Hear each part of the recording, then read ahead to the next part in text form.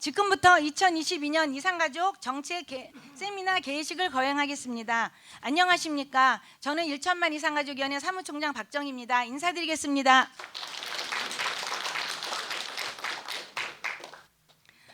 아름다운 계절이 서서히 사라지고 있습니다. 이제 추운 날씨가 또 저희 앞을 다가오고 있는데요. 오늘 여기 오두천까지 오시느라고 고생 많이 하셨습니다. 다시금 코로나가 저희들 앞으로 좀 다가오고 있는 거 다 아시죠? 여기 오신 분들 다 건강 잘 챙기셔야지만 올해 2022년을 마무리를 잘할 것 같습니다. 행사 식전에 앞서 내빈 소개가 있겠습니다. 환경북도 도지사님, 이윤 도지사님 참석하셨습니다.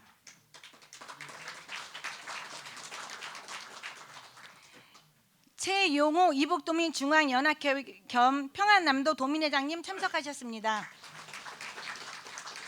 김한국 항해도 도민회장님 참석하셨습니다. 윤동진 평화북도 도민회장님 참석하셨습니다. 라기섭 환경북도 도민회장님 참석하셨습니다. 윤희령 미수보 경기도 도민회장님 참석하셨습니다. 박성재 민주평통 5도 지역협의회 의장님 참석하셨습니다. 우리 어젯밤 멀리 시애틀에서 우리 지혜 김수영 회장님 참석하셨습니다. 저희 1천만 이산가족위원회에 박지한 고모님, 박치호 고모님, 박승범 고모님, 장원호 고모님, 또 안승준 고모님 이렇게 오셨습니다. 우리 일어나셔가지고 인사 한번 드리겠습니다. 이것으로서 내빈 소개를 모두 마치겠습니다.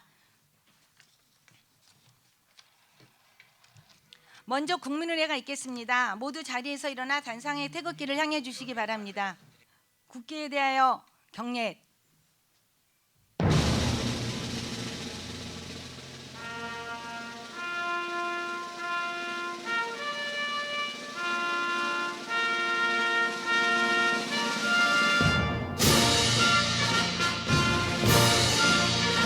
나는 자랑스러운 태극기 앞에 자유롭고 정의로운 대한민국의 무궁한 영광을 위하여 충성을 다할 것을 굳게 다짐합니다.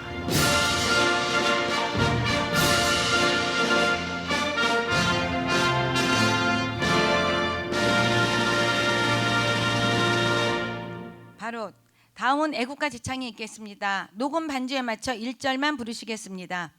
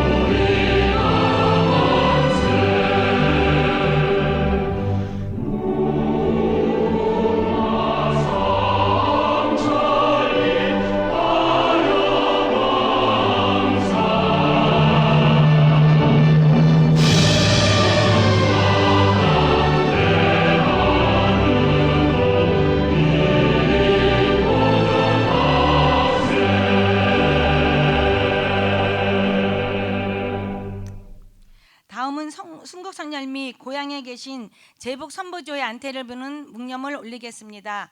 일동 묵념.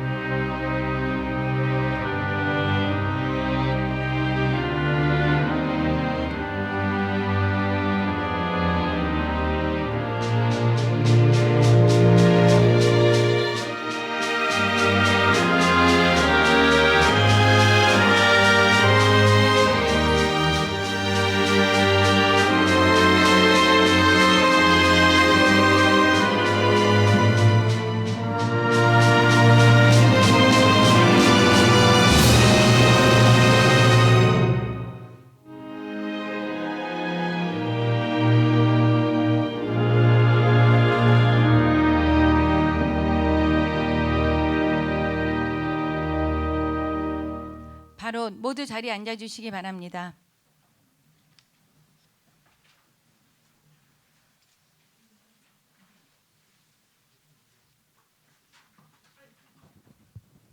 다음은 사단법인 1천만 이상가족위원회 장만순 위원장님께서 인사 말씀이 있으시겠습니다.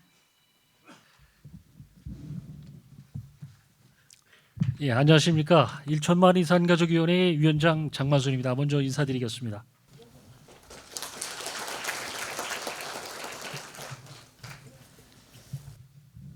벌써 아침 저녁으로 쌀쌀한 날씨가 계속되고 있는데 벌써 그 올해의 거의 막바지가 아닌가 이런 생각이 듭니다. 유난히 늦가을이 되다 보니까 이곳 우리 이부 오도청이 있는 이곳의 그 비봉이 정말 멋있다 하는 것이 최근에 제가 이렇게 올라오면서 항상 느끼고 있습니다. 오늘 2022년도 우리 1천만의 이산가족위원회에서 주최하는 정책 세미나를 위해서 오늘 참석해 주신 많은 분들에게 먼저 감사의 말씀 드립니다. 특히 아까도 소개를 해드렸지만은 우리 그 시애틀의 김수영 회장님이 오늘 그 세미나도 있고 해서 다른 일정이 있는데 어저께 오늘 날짜를 맞추느라고 또 어제 그냥 저녁 비행기로 들어오셨어요. 굉장히 미국 지금 시애틀에서 한미 수호 연합의 지금 회장도 맡고 계시고 그래서 미국에서 그 많은 또 그 애국 활동 또 1천만 이상 가족 위원회를 위해서 많은 활동을 계시는데 특히 오늘 감사드리겠습니다. 지금 벌써 저희가 분단된 지가 77년이 됐고 그리고 이산 가족들의 그 연령 또한 고령화되는 그러한 상황입니다. 이 고령화를 넘어서 말 그대로 초고령화 되는 그런 상황입니다. 보통 80 후반서부터 90, 100세 이렇게 이르시는 초고령 분들이 계속해서 이렇게 늘어나는 그런 상황입니다. 이 세 분들이 지금 현재 뭐 60에서 70이 지금 되고 있고요. 또 한 3, 4세대들은 이러한 그 이산가족 문제라든지 통일 문제에 대해서 상당히 많은 그런 그 관심 밖에 있는 상황입니다. 그러나 우리 1세대 분들이 자유 대한민국을 만들기 위해서 북한의 공산주의를 버리고 남쪽의 자유민주주의를 택해서 이 땅에 오신 지가 벌써 77년, 70년이 되는 그런 상황 속에서 대한민국의 자유민주주의 그리고 대한민국을 건국하는 데 그야말로 상당한 그런 그 역할을 하신 분이고 또 오늘의 대한민국 특히 세계 10대 강국 안에 들도록 하신 정치, 경제, 사회, 문화, 예술에서 정말 대한민국을 오늘에 이끌은 장본인들이십니다. 그래서 이분들이 지금 현재 이러한 초고령화되고 있는 이 사회 속에서 우리가 특히 2세들을 비롯해서 3세, 4세들이 이러한 그 1세대 분들의 유지를 받들고 또 뜻을 받들고 자유 대한민국을 계속 계승을 하기 위해서는 바로 이러한 범국민적인 그러한 그 운동 그리고 그 범국민적인 국가기념일이 필요하다 하는 뜻으로 저희가 1천만 이산가족위원회에서 그동안 계속 저희가 그 13년서부터 지금까지 줄기차게 이산가족의 날을 국가기념일로 제정하려고 저희가 노력을 하고 있습니다. 어느 정도 지금 이제 결실이 잘 맺어져서 저는 사실 10월 27일을 D-Day로 사실은 잡았었는데요. 아시겠지만은 지금 그 여야가 굉장히 그 첨예하게 대립을 하고 있는 상황 속에서 국회가 정상적으로 개최되고 있지 않아서 지금 이산가족의 날 국가기념일의 제정이 좀 늦춰지고 있는 그런 상황입니다. 특히 그 저희가 18대 국회, 19대 국회를 비롯해서 21대 국회에 이르기까지 지금 현재 계속해서 이산가족의 날 국가기념일 제정을 위해서 의원 발의를 지금 계속 하고 있습니다. 특히 현 21대 국회에서 지금 국회의원 그 3분이 지금 발의를 하고 있는 상황입니다. 그 2021년도에 김민기 의원이 의원 발의를 했고요. 또 2022년도 올해 태영호 의원이 국회 발의를 했고, 그다음에 지난번에 저희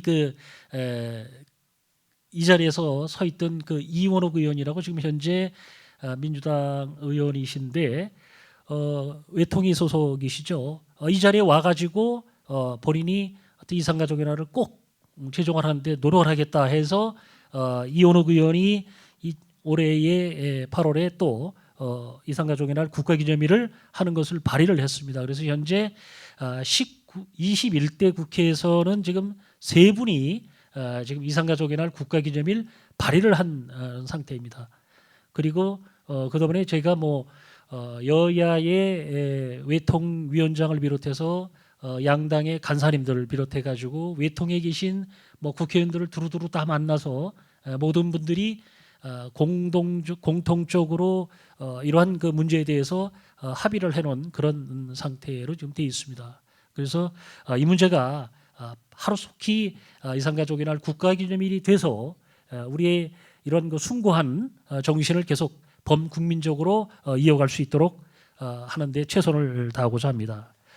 이러한 그 이산가족의 날 오늘 세미나는 이산가족의 날을 제정하는 필요성도 있지만 이산가족의 날이 제정되고 나서 그 이후에 과연 어떻게 행동을 하고 어떤 저희가 일을 해야 되는지 이런 문제에 대해서 오늘은 심도 있게 논의를 하고자 합니다. 아무쪼록 오늘 이러한 자리가 사실 굉장히 중요하고 또 여러분들에게 유익한 그런 시간이 될 거라고 저는 확신을 합니다. 특히 오늘 도민회장님들, 도의사님들은 개회식이 끝나면은 바쁜 일이 있어서 이제 가시는 분들이 상당히 많으신데 정말 오늘 모시기 어려운 분들 참 몇 분 모신 분이 있으십니다. 그래서 다 같이 경청해 주시면 아마 도민의 활동과 도정 활동에 많은 도움이 될 거라고 저는 확신합니다. 아무쪼록 늘 건강하시고 통일이 되는 날까지 모두 건강하셔서 통일이 되는 날 다시 만날 수 있도록 하는 날을 고대를 해보겠습니다. 감사합니다.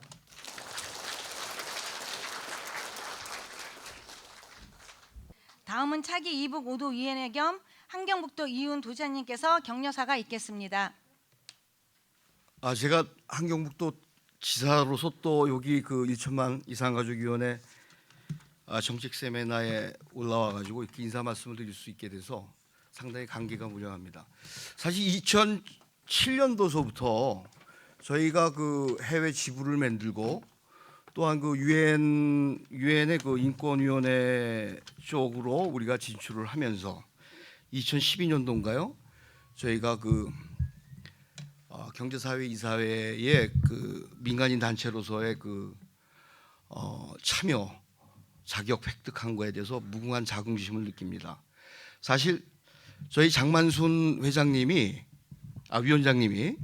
그 여러 가지 면에서 상당히 그 탁월한 그런 리더십을 발휘를 하고 계십니다.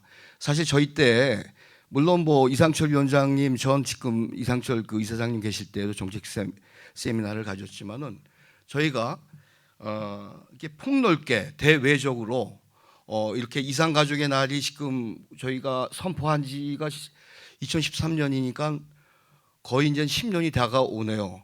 근데 사실 이 10년 만에 국가기념일 제정이라고 하는 거가 길되면 길고 짧되면 짧지만은 앞으로 올해가 될지 아니면은 그 내년이 될지 모르겠습니다만은 사실 이 노력이 그렇게 그 쉬운 노력은 아니었다라고 저는 그 판단하고 싶습니다. 사실 10년 만에 저희들이 이 그 이산가족의 날이 제정만 될 수 있다고 하면 어쩌면은 이것은 저희들 77년간의 어떤 그 이산의 아픔을 저희들이 씻는 그 날보다도 시작하는 날이라고 저는 생각을 합니다. 2007년도서부터 해서 제가 아마도 한 6년 정도, 7년 정도를 그 이산가족위원회의 그 유엔 담당, 그다음에 그 해외 그 담당으로서의 어떤 그 내 나름대로의 어떤 봉사를 했었었는데요. 지금 와서 생각을 해보면은 그 시절이 가장 그 뭐라고 그럴까요? 그 어떤 그 책임감 내지는 그 2세로서의 어떤 의무감을 절실하게 느꼈던 시절이 아닌가 봅니다. 또한 제가 지금 도지사 하다가 한북 도지사가 되고 난 다음에 그 여러 곳을 방문을 하고 있는데 며칠 전에는 저희가 그 전주에서 고향 만남의 날을 다녀왔습니다. 그다음에 요번 돌아오는 또 12월 초에 그 충북에서 역시 마찬가지로 고향 만남의 날이 있는데 맨 처음에 전 그래서 고향 만남의 날이 뭔가 이렇게 생각을 했었댔어요. 근데 알고 보니까 그것이 우리로 말하자면은 이북 도민 만남의 날입니다. 다만 그것을 고향이라고 이렇게 바꾼 거 보니까 더 정감이 있고 좀 뭔가 이 실질적으로 와닿는 듯한 느낌이 드는 그 부분이 아무래도 그 고향이라고 하는 그 부분이 주는 그 정치감이라고 하는 그것은 저희들의 어떤 그 본향에 대한 어떤 그 망향이 아닌가 이렇게 생각을 해보고요. 그다음에 이 자리에서 또 한 가지 좀 말씀드리고자 하는 거가 물론 오늘 정책 세미나에서 다뤄야 되는 그 부분이 이산 가족의 날이 국가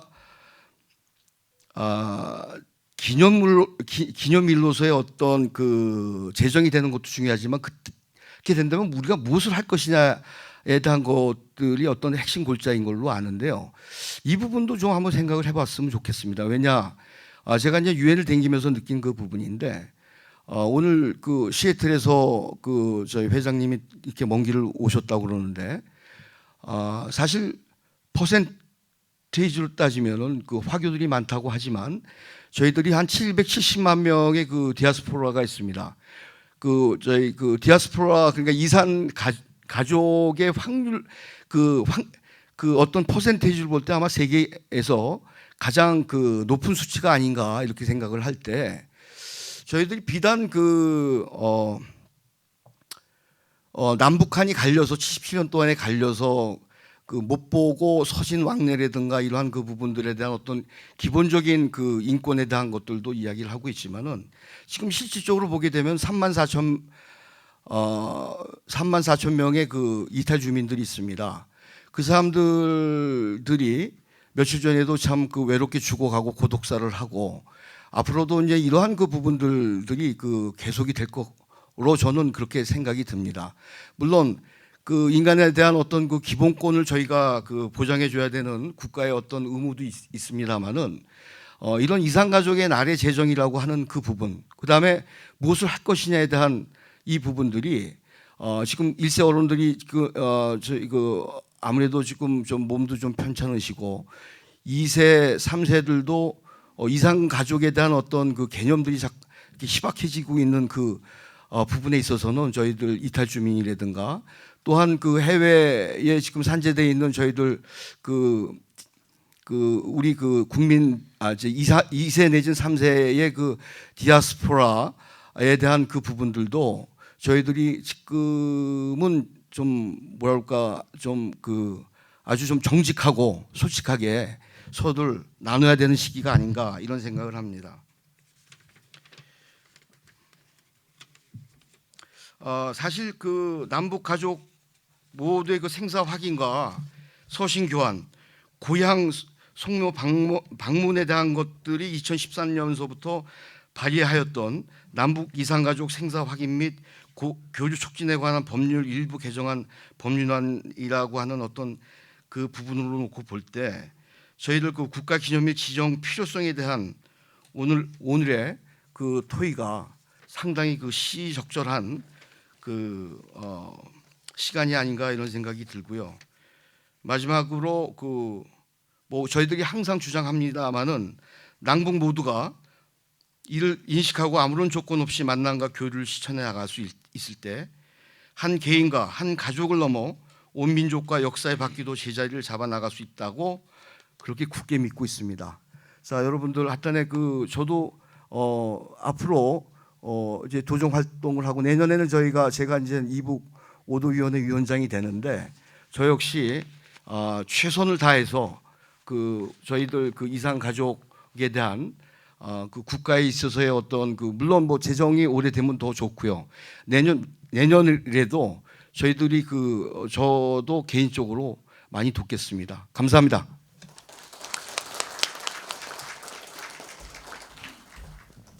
다음은 이북도민중앙연합회 최용호 회장님께서 축사를 해주시겠습니다.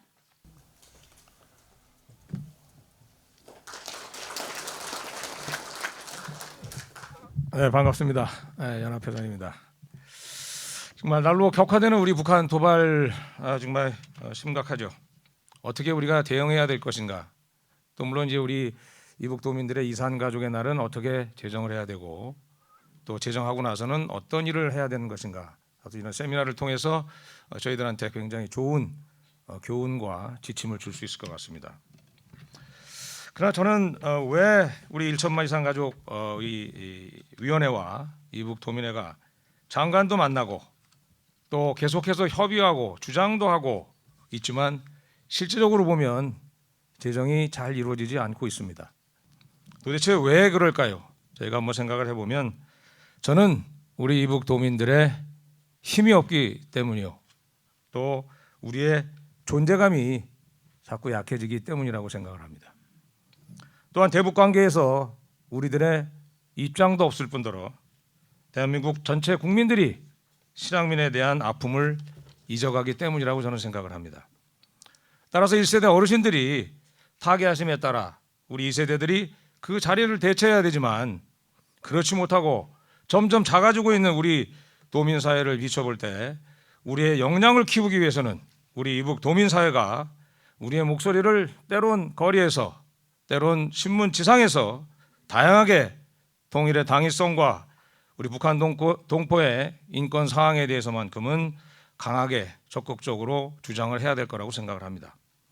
사회 각계각층에서 전문가로 활동했던 2세대들의 참여를 늘리고 우리들의 주장을 뒷받침하는 정책들을 개발하고 연구하는 연구소 기능을 확충해서 1세대 어르신들 때보다는 양적 성장은 줄었지만 질적으로는 성장할 수 있도록 저는 해야 한다고 생각을 합니다.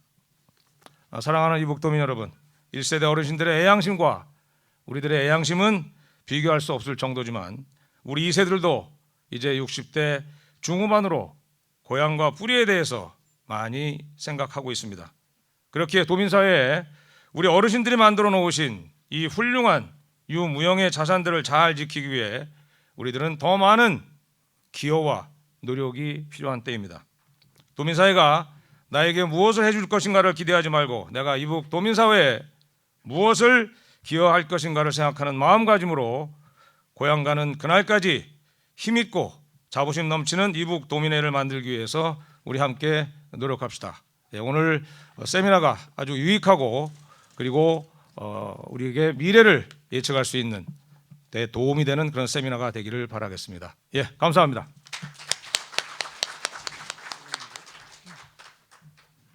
이것으로써 일부 개회사를 마치고 이제 바로 세미나를 시작하겠습니다.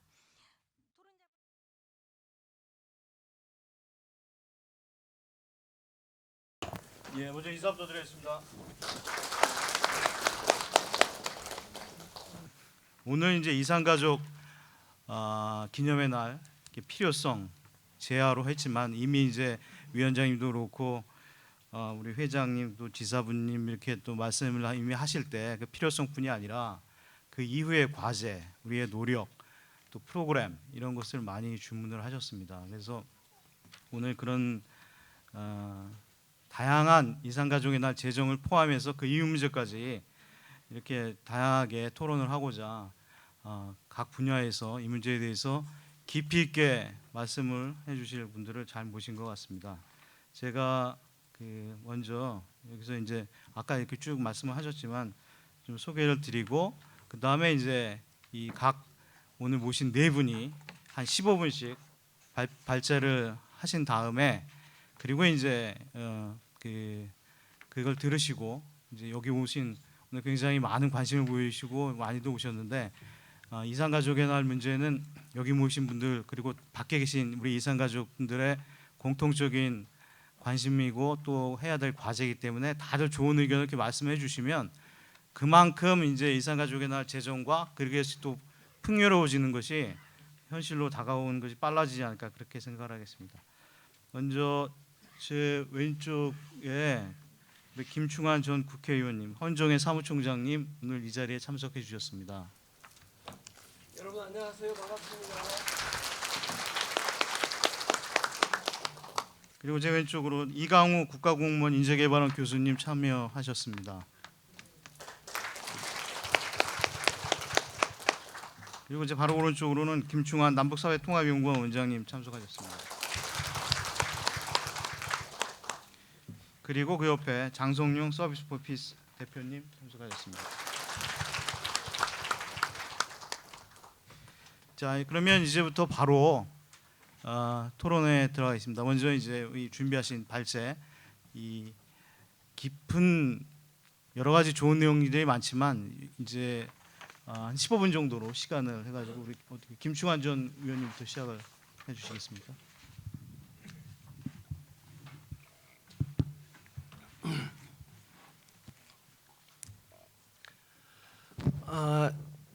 제가 국회에 있을 때 마지막으로 그 외교통상통일위원회 거기에 위원을 하고 또 운이 좋아가지고 마지막에 통일위원장을 했습니다. 그 덕택에 당시에 우리 이상철 위원장이 이산 가족의 날을 국가기념일로 지정한다고 하면서 저보고 이 문제에 관심을 좀 가져달라고 또 그리고 그래서 이 같은 주제로 제가 한 3번 정도 우리 여기 어르신들 한번 만나서 말씀 나눴던 것 같습니다.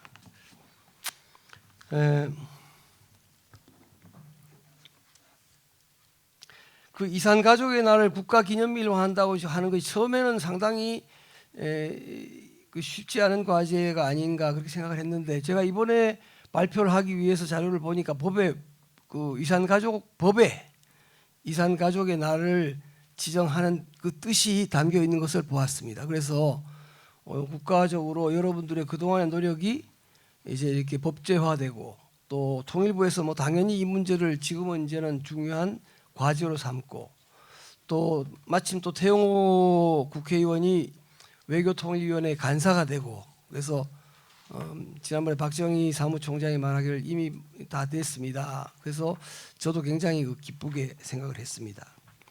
근데 이제 이 이산 가족의 날 그 국가 기념일화가 되고 난 다음에도 실제로 중요한 것은 이제 이산 가족들이 상봉을 하고 고향 방문하고 하는 게 중요한 일 아니겠습니까? 근데 그런 일을 하는데 지금도 역시 그런 일들이 단순히 가족들과의 만남이 아니라 국제적인 문제, 국내적인 문제가 얽히게 되니까 아무리 하고 싶어도 잘 안 되는 그런 분위기가 있는데 지금이 바로 뭐 우크라이나 전쟁으로 인해서 미국과 러시아의 관계가 아주 나쁜 상태에 들어가고 또 중국이 세계를 제패하려고 하는 자꾸 그런 욕심을 부리다 보니까 미중 관계가 지금 굉장히 대결 구도로 들어가고 그 미국과 중국 어쨌든 미국과 러시아, 중국 관계 나빠지니까 결국 남북 관계도 풀릴 가능성이 지금 현재로서는 좀 보이지 않는 그런 상황이 된 것 같습니다. 그래서 어쨌든 이 우리 이산 가족의 상봉 또 이산 가족의 날을 중심으로 해서 남부 가족들이 서로 만나는 이런 일들이 지금 환경은 좀 좋지 않다 그렇게 생각할 수가 있겠습니다.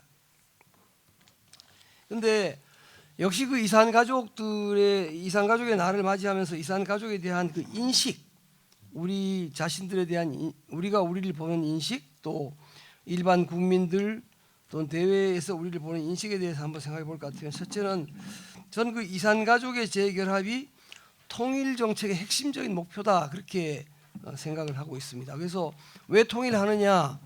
흩어진 천만 가족이 만나기 위해서 통일하는 것이 다른 무슨 목적이 있겠는가? 그런 의미에서 가장 중요한 목적은 이제 이산 가족의 통일 정책의 목적이 바로 재결합이 되겠고 또 그 다음에는 근데 왜 그러냐면 그 당시에 우리가 그 남북 휴전 협정이 이루어졌을 때 정부가 북진 통일을 주장할 때 그 통일을 가장 적극적으로 지지했던 분들이 북한에 가족이 있고 재산이 있는 우리 이산 가족들 아니었겠습니까? 네, 그런 힘이 있었는데 어쨌든 그 당사자로서의 우리 이산 가족이 통일의 주체다 그렇게 볼 수가 있고, 두 번째로는 지금 이제 그 이산 가족들이 많이 세상을 떠나고 우리가 1천만 이산 가족이라고 하지만 등록된 이산 가족, 즉 상봉 신청한 걸 보면 13만 명 중에서 이제 거의 한 5만 명 가까이 남아 있는 걸 봤을 때 실제로 이제는 우리들 힘만 가지고는 이 이산 가족 문제, 통일 문제를 풀기 어렵지 않겠느냐, 그런 의미에서 아까 사회자께서 말씀하셨습니다마는 이제 이산 가족의 문제는 보편적인 인권의 문제다.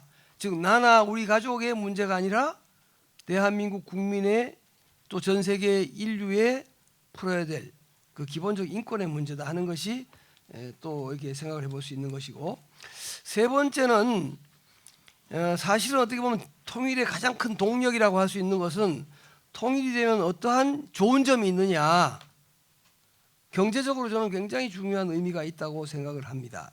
즉 북한에 있는 약 10만 제곱킬로미터 남한 땅보다 더 큰 땅과 또 2,500만 명의 국민과 그리고 러시아, 중국으로 통하는 세계로 통하는 육로, 그다음에 안보 문제 이런 것이 해결되기 때문에 지금 세계 10대 경제 대국이라고 하는 한국이 만약 이 통일 문제가 해결되면 전 세계 정말 5대 강국, 4대 강국도 될 수 있다.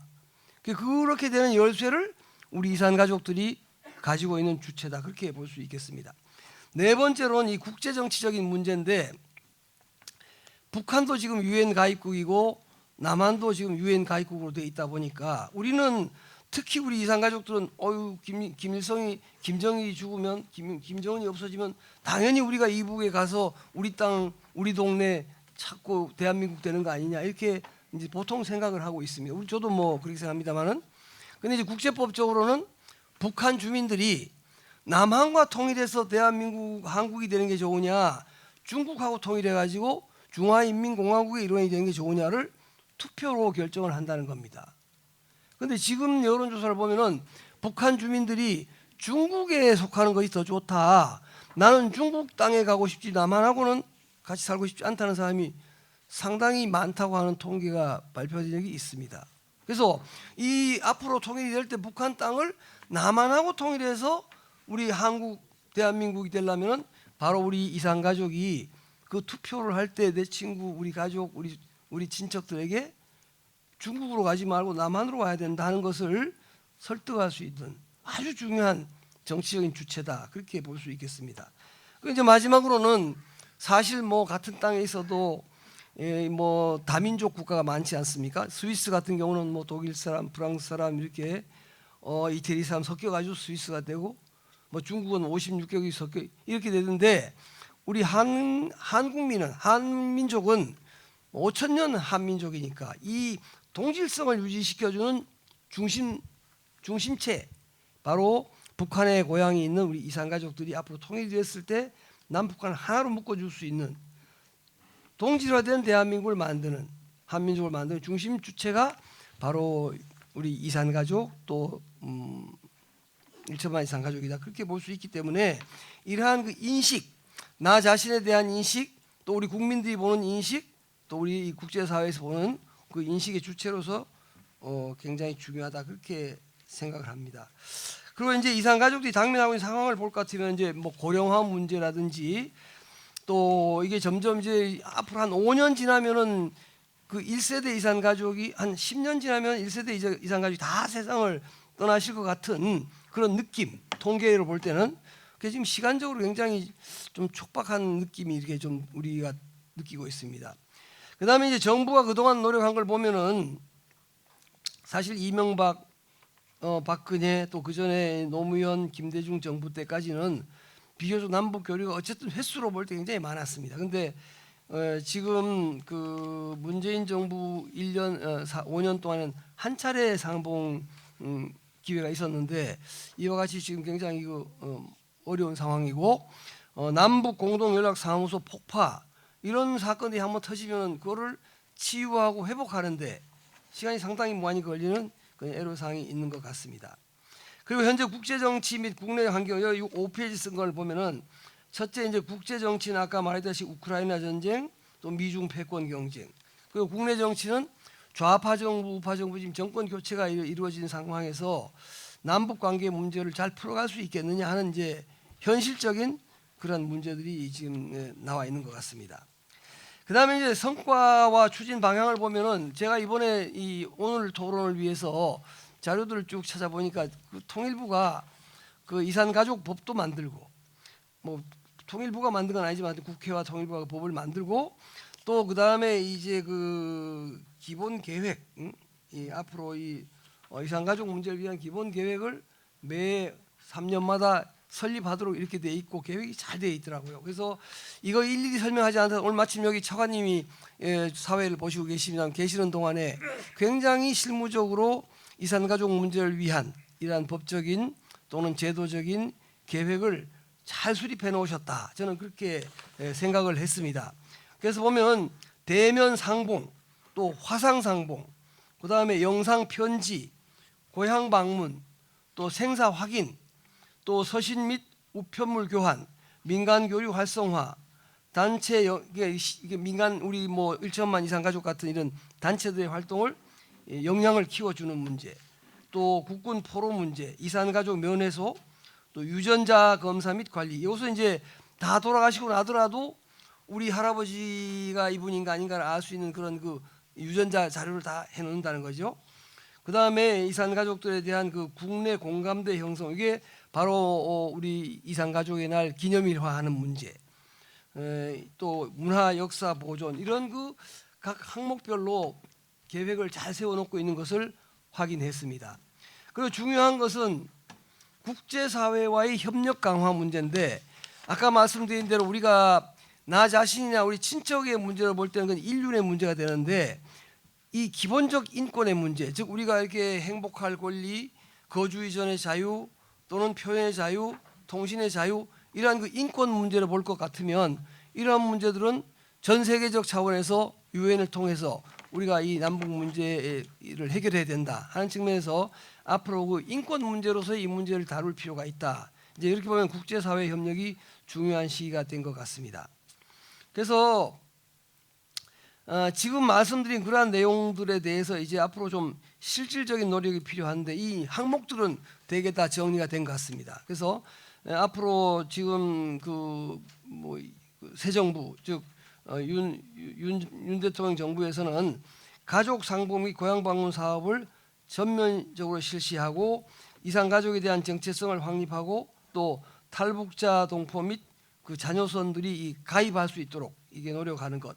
그다음에 이산가족의 날을 국가 기념화하고 또 이산가족 문제 인권 문제화, 이산가족 및 통일시대의 주역임을 홍보하는 문제, 이런 문제들을 정부와 또 국민들이 함께 노력을 해야 되겠다 하는데, 과연 여기에 대해서 얼마만큼 중점을 두어서 할 수 있겠느냐 하는 문제가 사실 앞으로 과제가 되겠습니다. 근데 이거를 정부가 잘해줄 것으로 기대해가지고는 안 될 것 같고, 특히 이북 오도청에 있는 오도위원회 또 도지사님들, 우리 그 1천만 이상 가족위원회가 이 문제를 좀 더 단합해서 정부에 강력하게 요구하는 이러한 과제가 지금 남았다, 그렇게 생각합니다.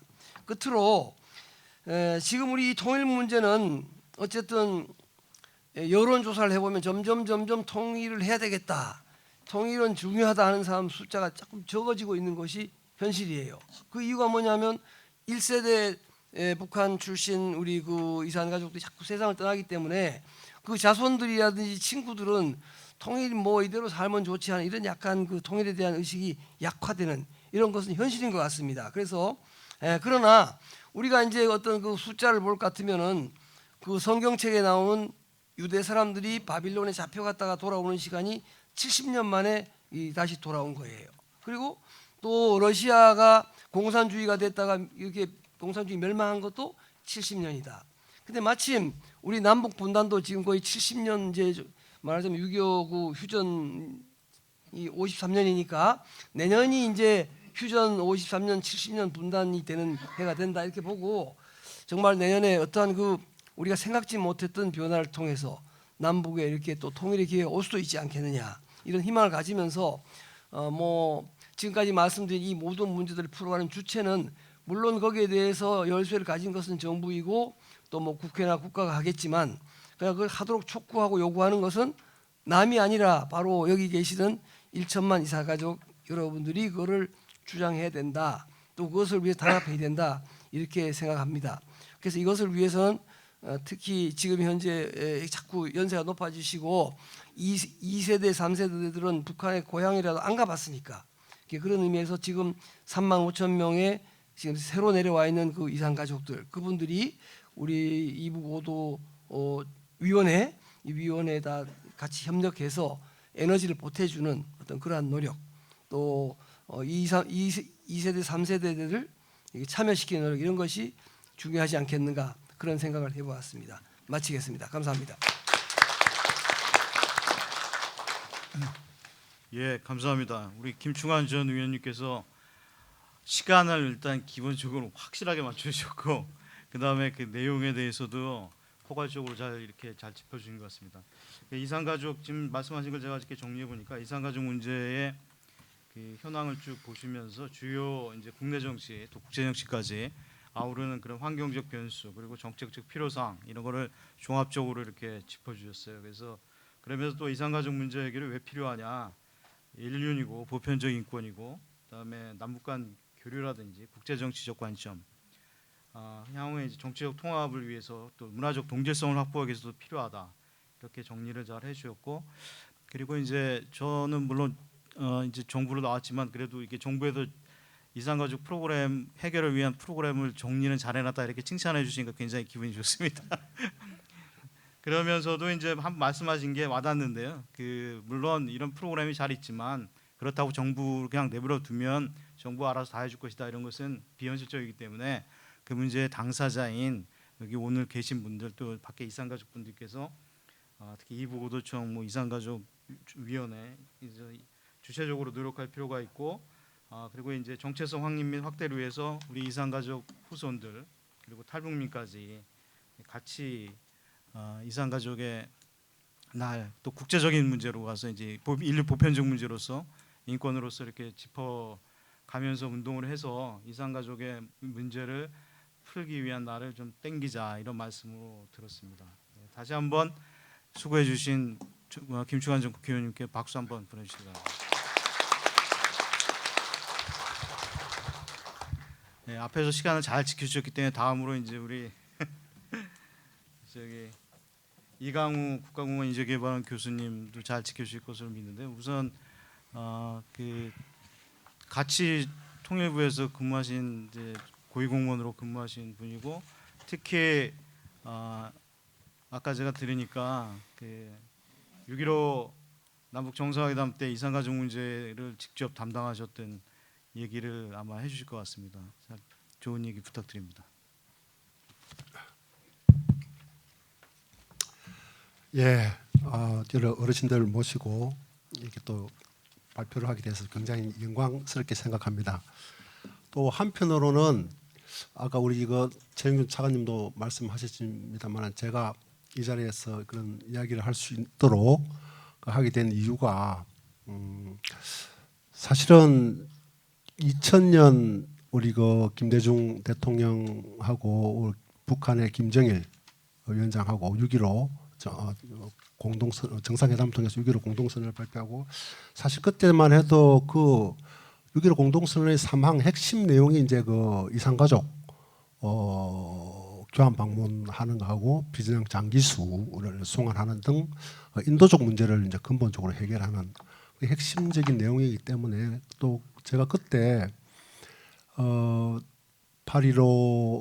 8.15 계기로 해서 그 서울 평양 이산가족 교환 방문하는 행사하고 또 그것을 위한 적십자 회담 하고 또 그 2000년 9월 2일 날 비전향 장기수 63명을 이제 북으로 뭐 송환이라는 용어는 안 씁니다만 하여튼 뭐 북으로 돌려보내는 그런 직접 실무를 담당했었기 때문에 여러 가지 경험이 뭐 회한이 막 밀려오면서 그때 조금 더 정말 이렇게 뭐 속된 말로 죽기 살기로 북한하고 이렇게 협상을 해서 우리 이산가족 면회소 설치 문제도 협의를 했고 그런데 다 좋은데 상봉을 정례화하는 문제를 결국은 합의를 못했어요. 우리가 그때는 비전향 장기수를 우리가 보내도록 했기 때문에 그거를 가지고 아주 그 이산가족 문제를 근본적으로 해결할 수 있는 딜을 하려고 생각을 했었고, 그 우리가 생각했던 게 이제 이산가족 면회소, 그 면회소에서 매주 이산가족들 상봉을 정례화하고 또 그 서신 교환도 하고 이런 식으로 근본적으로 좀 해결할 수 있었던 계기가 분명히 됐었을 텐데 그걸 그렇게 해내지 못하고 오늘날까지 이렇게 다시 또 와서 더 엄혹한 이런 환경 속에서 이런 말씀을 드리게 된 그 자체가 굉장히 저는 뭐 송구한 마음이 많이 밀려옵니다. 그래서 앞으로는 좀 그런 것을 한번 돌아보고 앞으로 어떤 기회가 우리한테 펼쳐질지 다시 펼쳐질지 아니면 어떤 뭐 기회가 주어지지 않을지는 사실은 아무도 알 수가 없고 저도 뭐 예측하기도 어려운 상황인데, 그러나 과거를 한번 돌이켜 보면서 다시는 이제 그런 기회가 오면 그런 실수는 되풀이하지 않아야 되겠다. 그리고 지금 저한테 주어진 제목이 뭐 제3국을 통한 이산가족 정책 방향이라 해서 상당히 지금 상황에서는 좀 제목이 어렵고 뚜렷한 생각이 잘 떠오르지 않았습니다. 그래서 그러나 그럼에도 불구하고 지금 현재의 여건 속에서 조금이라도 실현 가능한 이런 방안이 과연 무엇이 있겠는가.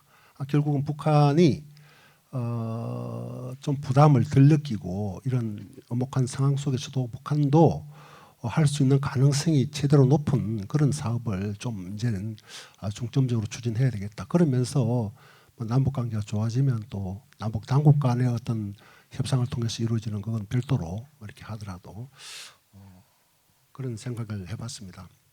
그래서 오늘 뭐 제가 그 업무를 담당하다 보니까 과거에 좀 이산가족 교류를 우리가 어떻게 했는지를 잠깐 돌아보고 앞으로 또 제3국에서 어떤 것들을 중점적으로 추진해야 될 것인지를 좀 뭐 나름대로 한번 정리를 해봤습니다.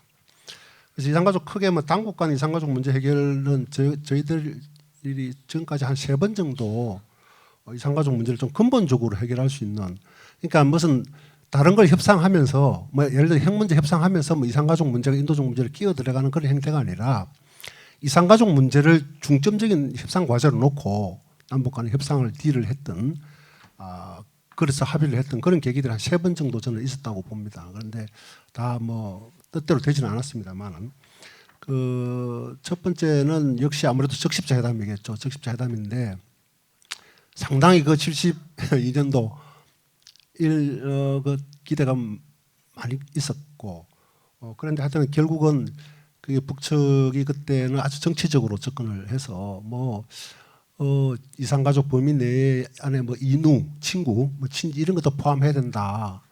그리고 또 우리 이산가족들이 마음대로 왔다 갔다 교류를 하기 위해서는 남쪽의 이게 어떤 법률, 그 방공법 이런 걸 철폐해야 된다. 그러니까 뭐 말하자면 조건 환경론 이런 걸 들고 나와서 사실 이산가족 적십자 회담이 뭐 여러 번 이렇게 했음에도 불구하고 장기간 큰 성과를 내지 못했고 결국 뭐 85년도에 그 고방단 고향 방문단 및 예술단 교환 이거 한번 정말 그 뭐 성과라고 하기 힘든 그 하나로서 매점을 하고 참 실망만 남긴 채 적십자 회담이 그렇게 종료가 됐습니다. 그 두 번째 기대는 제가 아까 말씀드린 그 역시 또 2000년도에 있었던 6.15 정상회담. 아까도 말씀드렸습니다만 정상회담의 합의 조항이 총 뭐 4개가 되는데 첫 번째, 두 번째는 뭐 통일에 관한 조항이고 세 번째가 사실은 그 이산가족 교환 방문하고 장기수 송환하고 이런 인도적 문제 해결은 그게 핵심적인 조항으로 들어가 있어서 아주 좋은 그런 계기가 돼 있었고 그것도 정상회담을 통해서 그런 것을 또 합의를 했고 기대감이 그때는 저도 하시면서 굉장히 컸고 그리고 뭐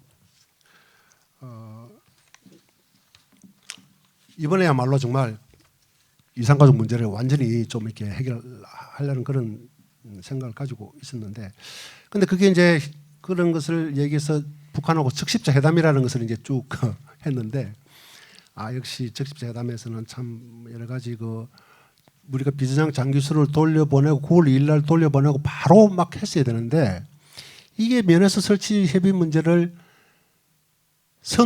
우리는 비서장 장기수를 돌려보내기 전에 그 협상 카드를 쥐고 면에서 설치하고 상봉 정리까지 쭉 밀어붙여서 합의를 하고 그다음에 이제 비서장 장기수를 송환하고 이런 식으로 생각하고 있었는데 그것이 선후 관계가 뜻대로 안 됐어요. 되지 않고 그래서 굉장히 아쉬운 부분인데 북한은 계속 이게 좀 이렇게 장기수 송환하고 즉시 면허 설치 문제 협의하자 이런 식으로 계속 이렇게 선후 관계를 가지고 딜을 하다가 결국은 북측 뜻대로 좀 흘러간 거죠. 한 3년 정도 지나서 이산가족 면허 설치 문제가 타결이 되고 그것도 상봉 정리하는 타결이 안 된 채로 면허 설치 문제만 이렇게 타결 과정을 가게 되고 이랬는데 그때만 해도 저희들이 한번 이게 면허 설치하면 매주 1회 100명 매월 400명 400가족이죠. 이렇게 해서 이산가족 상봉을 금강산에서 정말 정례적으로 그 면에서 오픈하고 계속 그렇게 하는 그런 보관을 가지고 북측하고 협의를 했고 그렇게 했던 기억이 납니다. 그때 그 참 잘 됐으면 지금 이렇게까지 흘러오지는 않았을 것 같습니다. 그래서 좀 아쉽고 세 번째는 또 그 이후에 김용순 북측 비서가 내려와서 우리 상봉하고 이런 것은 어려우니까 생사 확인 이것만이라도 전면적으로 좀 하자 그 합의를 했고 발표를 했는데 이것도 역시 한두 번 상봉을 또 이렇게 서신교환 하다가 흐지부지된 상태로 이렇게 흘러왔습니다. 그래서 이런 참 아쉬운 측면이 많았고 그래서 당국 간의 해결은 그 정도로 이렇게 아쉬움만 난 게 흘러갔고 그 대신에 이제 제3국을 통해서 이제 민간 차원에서 주로 중국이나 이런 그때만 해도 이렇게 미국, 캐나다, 일본 이런 쪽에서 이제 민간 교류 형태로 많이 좀 이렇게 이루어졌습니다. 당국 간이 안 될 때.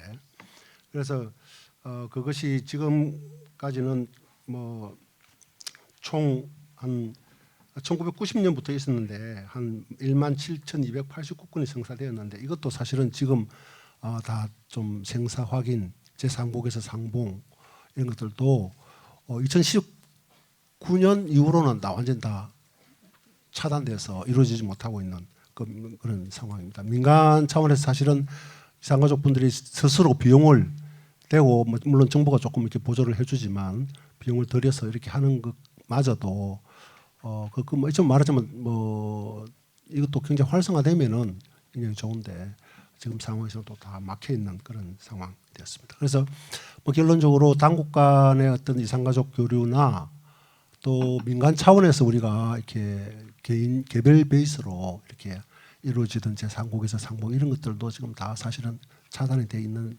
상태입니다. 그래서 이런 상태에서 과연 우리가 어떻게 제3국을 통한 이산가족 정책 방향을 가져가야겠는지 생각을 해봤습니다. 그러니까 물론 하나는 과거에 우리 이산가족 제3국에서 이루어졌던 서신 교환 상봉 이런 것들 하기 위한 이제 절박한 상황이기 때문에 교류 경비라도 정말 앞으로 조금 이렇게 북한의 코로나 상황이 좀 이렇게 호전되면 그런 것은 좀 더 활성화될 수 있다고 보고 그때는 정말 경비 때문에 못 만나는 이런 사례가 없도록 좀 지원을 강화하자. 그래서 지금은 상봉 한 600만 원이고 이렇게 서신 교환 이런 거 300만 원 지원하는 걸로 알고 있는데 그러지 말고 이제는 누구든지 여건만 되면 만날 수 있도록 전액 경비는 다 지원하는 식으로 교류 경비 지원 지침을 좀 개정을 해서 그 지원을 강화해야 되겠다는 생각이고요. 둘째는 그거와는 별도로 이제는 이제 또 우리 이산가족분들이 고령화되고 절박하기 때문에 어떻게 됐든 고향 땅이라도 한번 밟아보고 이렇게 돌아가실 수 있도록 하는 게 소원이기 때문에 그런 것을 추진하기 위해서는 제3국을 통한 관광 방식의 어떤 고향 방문을 좀 중점적으로 지금 좀 푸시를 해서 추진을 해야 될 시기가 아닌가 이렇게 생각합니다. 이런 방식은 아무래도 우리가 북한을 가는 거기 때문에 북한에서는 부담이 좀 덜할 것 같아요. 자기들이 나오지 않기 때문에. 그리고 또 우리 그 뭐 이 대북 제재나 이런 것도 관광 형태를 띠고 있기 때문에 그런 것도 좀 이렇게 우리도 부담도 좀 덜하고 그래서 그런 북한이 좀 호응 가능할 수 있는 방안이다. 물론 그렇게 하는 것은 또 실제로 우리 각 고향이 다 다르시잖아요. 고향 방문하는데 고향을 다르시기 때문에 개별적으로 다 고향까지 가기는 어려울 거예요. 관광 형태로 가면은. 그러나 어떤 이산 가족들이 많은 뭐 광역 시도 단위까지라도 만이라도 해서 고향 방문하면 추진하고 또 그다음에는 이거는 제북 가족을 직접 상봉하기는 어려울 것 같아요. 그런 식으로 가면 서신 교환 이런 것은 아니지만 그래도 어찌됐든 뭐 고향을 한번 방문할 수 있는 그 북측도 부담이 덜하니까 이런 것을 좀 제3국에 있는 뭐 특히 중국 뭐 우리 또 북한과 교류가 있는 캄보디아 이런 데 여행사하고 우리 교류 주선 단체가 좀 적극적으로 이렇게 지금부터 협의해서 좀 조금 이렇게 코로나 상황이나 이런 게 좀 호전되면 좀 그때를 대비해서 지금 좀 이렇게 이 부분을 주도 면밀하게 좀 준비를 해 나가고 그럴 시기가 아닌가 이런 생각을 해봤습니다. 그래서 마지막으로는 이제 지금 그런 걸 좀 가능하기 위해서는 아무래도 제3국을 통한 우리 이산가족 문제에 대한 교류 기반 홍보가 좀 이렇게 좀 덜 돼 있는 것 같아요. 그래서 최근에 제가 이게 유엔에서 그 북한을 대상으로 2019년도 뭐 조사를 한 게 있는데 제3차 국가별 정례 인권 검토 회의 당시에 각 국가들이 이제 그 북한이 뭘 했으면 좋겠느냐, 북한은 뭘 요구할 것이냐 하나만 적어봐라 이러는데 한국만 262개 국가 중에 한국만 우리 이산가족 문제 해결 이걸 적어냈어요. 이거는 뭘 말하냐면은 제3국은 아직도 우리 코리아에서 한반도에 어떤 이산가족 문제를 이렇게 심각하게 정말 인식을 못하고 있구나 이런 것을 느낄 수 있습니다. 이런 걸 보면. 그래서 이게 이 현실을 이야기하는 거니까 정말 이거 좀 아마 제3국은 사람들은 아마 뉴스나 이렇게 남북 정상회담도 하고 뭐 이러니까 이산가족 문제가 다 해결됐는 줄 알고 있을 수도 있어요. 이렇게 심각하게 정말 한국의 어떤 이산가족 문제가 심각한지를 아마 인식을 좀 덜 하고 있는 것 같아서 그런 부분에 대해서 강하게 좀 유엔은 물론이고 우리가 북한하고 교류가 있는 그런 국가를 대상으로라도 정말 한국의 심각한 어떤 이산가족 문제 이거 고령화되고 이게 인륜의 문제 이것을 좀 절실하게 좀 어필을 해야겠다. 그런 세미나나 이런 걸 통해서라도 계속 이런 노력을 좀 강화해야 되겠다는 생각이 들고 또 교류 주선을 하시는 단체들도 사실은 좀 이렇게 소규모고 이러다 보면 힘이 좀 있어야지 이런 것을 좀 어려운 걸 조직을 하고 잘 할 수 있고 그 추진력이 있을 수 있는데 그런 부분을 조금 여러 가지 조금 소규모고 이러다 보니까 약한 부분도 있고 그래서 아마 정부가 지원해서 앞으로 이런 이산가족 문제 거의 마지막 기회이고 또 마지막 하나 남은 틈새 제3국을 통한 그런 교류이기 때문에 정부가 정말 지원해서 어떤 반관 반민이라도 어떤 재단이나 이런 것을 만들어서 좀 힘있게 그런 것을 추진할 수 있도록 지원해 줘야 되겠다 하는 그런 재단 설립 문제 이런 것도 좀 지금 검토를 해야 되겠다 이런 생각이 좀 들었습니다. 이상 발언을 마치겠습니다.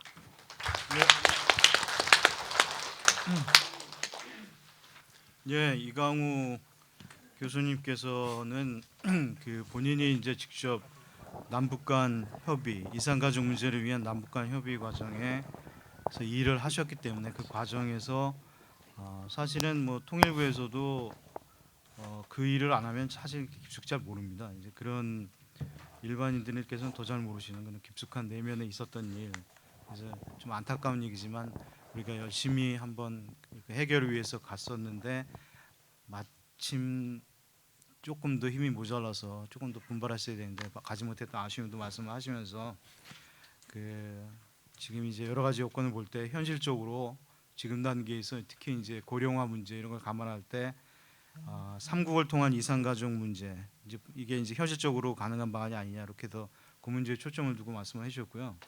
저희가 볼 때는 코로나가 지금 코로나 때문에 북한이 이제 거의 3년째 문을 닫아 걸고 있는데 그게 지금 북한이 여러 가지로 어렵고 그 동안에 또 그 전에 문 닫기 전에 김정은이 관광으로 인해서 좀 그 경제 문제를 풀어보려고 했던 걸 감안을 하면 코로나가 이제 나중에 좀 완화가 되면 이산가족 문제의 그런 차원에서 볼 때도 제3국을 통한 관광 방식의 이산가족 문제 해결은 근본적인 해결은 못 되겠지만 이제 바로 이제 연로하신 분들께는 가까이라도 좀 가볼 수 있는 그런 현실적인 방안이 아니냐 이렇게 말씀을 해주셨습니다. 그리고 어떻게 들으셨는지 몰라도 저는 그 굉장히 중요하게 드린 게 유엔에서의 아까 우리 그 여러 도지사님이나 회장님들도 이 유엔에서의 문제 이런 홍보 얘기하셨는데 보세요. 그 북한에 제기하는 나라 중에 여러 나라에서 그런 얘기를 제기해주면 좋은데 우리만 이산가족 문제를 제기하고 있으니까 그 세계 180개 개 되는 나라들이 이산가족 문제 우리 말고는 북한에 제기한 나라가 없다. 이거는 우리가 그 동안에 노력한 게 많지만은 앞으로 더 그 나라들에게 이산가족 문제에 대해서 집중적으로 이제 북을 압박할 수 있도록 그렇게 홍보해 나갈 필요가 있다는 게 참 그 현실적으로 필요한 게 아닌가 이렇게 말씀드렸습니다. 네, 다음은 우리 김충한 남북사회통화연구원 원장님 말씀을 듣겠습니다. 김충한 원장님께서도 저랑 통일부에서 같이 30년을 근무를 거의 30년 가까이 근무를 하셔서 또 이렇게 이강우 교수님처럼 이렇게 드릴 말씀이 많으실 것 같습니다. 자, 네. 안녕하세요. 오늘 여기 이산가족 어르신들을 모시고 이렇게 발제를 하고 토론을 하게 돼서 무한한 영광으로 생각합니다. 먼저 앞서 두 분 김충한 의원님과 이강우 인재개발원 교수님께서 많은 부분에 대해서 상세하게 말씀을 해주셨습니다. 저는 두 분과 중복되지 않는 정도로 제가 받은 주제를 발표를 하도록 하겠습니다. 저는 이산가족내 재정에 따른 정책 변화 전망이라는 주제로 정리를 해봤고요. 먼저 들어가기 전에 이제 저는 2001년부터 이산가족 문제를 직접 담당을 했었습니다. 이산가족을 담당하는 회담 상과에서 남북 적십자 회담을 진행했고요. 그리고 이산가족과에서는 금강산 남북 이산가족 상봉 행사를 주관을 했었습니다. 세 차례를 직접 주관을 했고 5차례를 참여를 해가지고 남북의 이산가족들이 현장에서 직접 만나서 50년 이상 헤어졌던 그 회한을 푸는 그 현장을 지켜봤습니다. 너무나 안타깝고 이런 문제를 어떻게 남북 당국들이 이렇게까지 끌고 올 수 있었는가 속으로 붕괴하기도 했습니다. 그러나 현실은 역시 간단한 문제는 아니라는 것을 또 뼈저리게 느꼈습니다. 아까도 말씀해 주셨습니다마는 이산가족 문제를 해결을 위한 노력들은 이산가족 본인들도 개별적으로 직접 민간 차원에서 하고 계시고 당국 차원에서도 나름대로 열심히 노력해오고 있고 또 국제적으로 유엔이라든가 ICRC 같은 국제기구들도 열심히 하고 있지만은 문제는 북한 당국이 이 문제를 적극적으로 해결할 의지를 갖고 나올 수 있도록 하느냐에 달렸는 것 같습니다. 잘 아시는 것처럼 71년 8월 12일 대한적십자 최대선 총재께서 KBS 방송 성명을 통해서 이산가족 남북 적십자 회담을 제안했죠.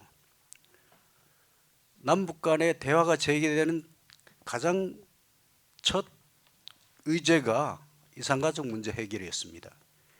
그 당시 의제를 합의하는 대로 여러 가지 남북 간에 줄다리가 있었습니다만은 그 의제를 뭘로 정했는지를 보시면은 이산가족 문제가 어디에 있는지를 명확히 알 수 있을 것 같습니다. 첫 번째 의제가 이산가족들의 주소와 생사 확인이었습니다. 두 번째가 자유로운 방문과 상봉이었죠. 세 번째가 자유로운 서신 교환이고요. 네 번째가 자유의사에 의한 재결합이었습니다.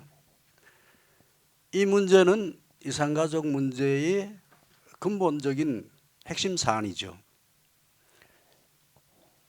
저는 이산가족 문제를 담당하면서 금강산에서 상봉을 지켜보면서 가장 기본적인 것이 남북으로 갈려져 있는 이산가족들의 생사주소 확인, 전면적인 생사주소 확인이라고 생각됐습니다.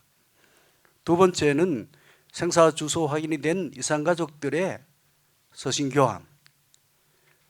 만남이라는 것은 뭐 자유로우면 좋겠지만은 그 전 단계로서 서신교환이라도 자유롭게 할 수 있는 그런 이산가족 문제 해결에 한 단계 진척되는 그런 상황이 필요했다고 보고 있습니다. 71년 그렇게 제의를 하고 남북적 14회담을 여러 차례 하고 그 뒤에 85년도에 거의 15년이 지난 그 시점에서 이산가족 상봉이 처음으로 이루어집니다. 서울과 평양을 상호 교환해서 50명씩 가족씩 상대방 지역에서 헤어졌던 가족들을 만났던 거죠.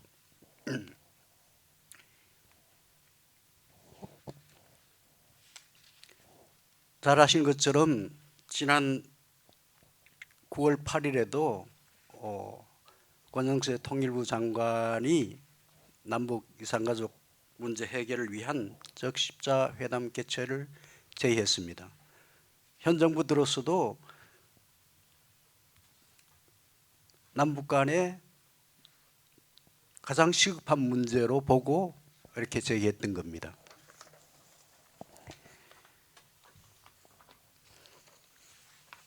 말씀드렸던 것처럼 그동안 이제 남북 간의 이산가족 문제 해결을 위한 많은 노력들이 있었다고 이렇게 볼 수도 있겠습니다. 가장 기본적인 것으로 이산가족 문제 해결을 위해서 88년도부터 이산가족 신청을 받아가지고 13만여 명의 이산가족 분들이 이산가족 교류를 위해서 신청을 해주셨고 그 중에 4만 3천여 분들께서 신청자분들께서 지금까지 생존해 계십니다. 저는 그 금강산 이산가족 상봉 당시에 100세가 넘으신 부모님이 자식들을 상봉하는 장면도 지켜봤고 부부간에 헤어졌던 부부들이 50년 만에 만나는 장면도 지켜봤는데 지금까지 이제 이렇게 많은 분들이 신청해 주셨고 또 많은 분들이 지금까지 생존해 계신 점에 대해서는 무엇보다도 이산가족 분들의 그 소망이 얼마나 큰지를 뼈저리게 느낄 수 있었고요. 그 중에 이제 출신 지역별로 황해도가 가장 많은 이산가족 분들이 계시고요. 그 다음에 평남, 함남 순으로 많고요. 이 국내에 거주하는 분들 기준으로는 서울 경기 지역이 13,000명, 11,000명으로 가장 많고요. 그 다음에 인천이 3,500, 강원도가 2,600명 정도 이 순으로 많습니다. 그래서 저는 나중에 이제 말씀드리겠지만은 이런 지역별로 이 북한의 지역별로 오신 분들 또 국내에 남한에 거주하는 지역별로 계시는 분들이 힘을 합쳐가지고 여러분들의 남긴 족적을 발자취를 후대들에게 전하는 그런 노력들을 해주시기를 바란다는 말씀을 드리려고 하고 있습니다. 그동안 정부 당국 차원에서 이제 여러 가지 노력들 중에 회담을 살펴보면요, 70년대 85회가 있었습니다. 그리고 80년대는 15회, 90년대 들어가지고 7회가 개최됐고요. 2000년대는 24회, 2010년대는 8회가 개최됐습니다. 그래서 아까 이제 다른 분들도 다 말씀해 주셨지만은 그 방북 이런 상봉이 총 21,509명이 만났습니다.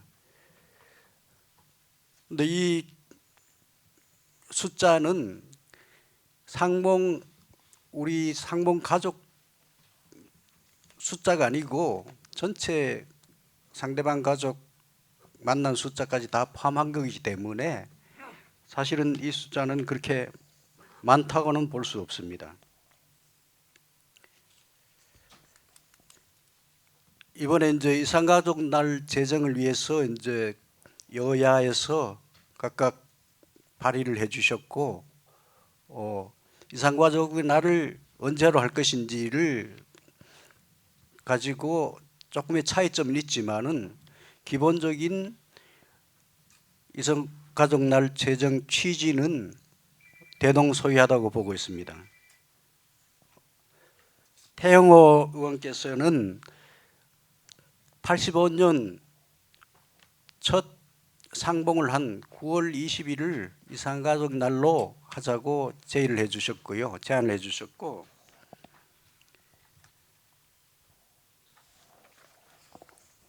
그 다음에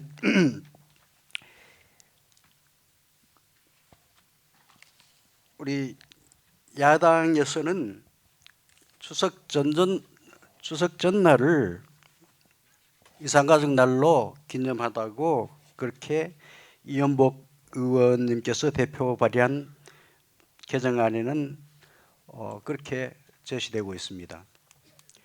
이산가족 날이 제정되면은 잘 하신 것처럼 지금까지 민간 차원에서 기념하던 이런 이산가족 행사를 당국이 정부와 지자체가 앞장서서 행사를 개최하고 기념하고 또 전 국민들에게 홍보를 해서 이산가족 문제의 해결에 대한 국민적 관심을 불러일으킬 수 있다고 생각합니다.